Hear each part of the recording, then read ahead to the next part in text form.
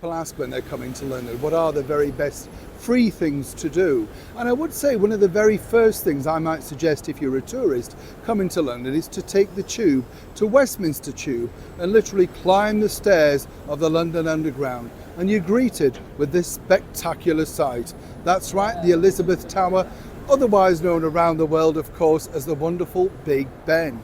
It's presided over London now for over 100 years. Did you know, though, that when they very first started the idea, the real sort of plot was to put a big light at the top of the tower, and this was going to beam down on a very much darkened London. Apparently, though, at first this was met with a bit of, oh no, because you've got to remember, electricity was in its infancy, and a lot of people were frightened by the idea of a mega beaming light. Thankfully, we still have all those gas lights and those gas lighters here in the very heart of London.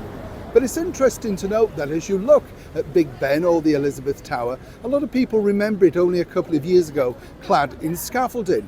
But fast forward to the 1930s, and that was the very first time that it had structural repairs, yet again in the 1950s. And this was already supported by the governments of the day.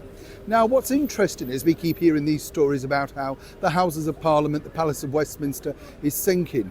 But Big Ben reigns supreme. And to this day, it literally is one of the biggest, freest things you can witness as you step out onto the pavement here in Whitehall, London. And it literally does take people's breath away. I've climbed the stairs just now of Westminster Tube, and you hear everybody going, wow, there's Big Ben. That is recognition. And of course, as I say, if you're lucky enough to come to London, do check out these wonderful architectural sites, all for free. Neil Sean, Whitehall, London.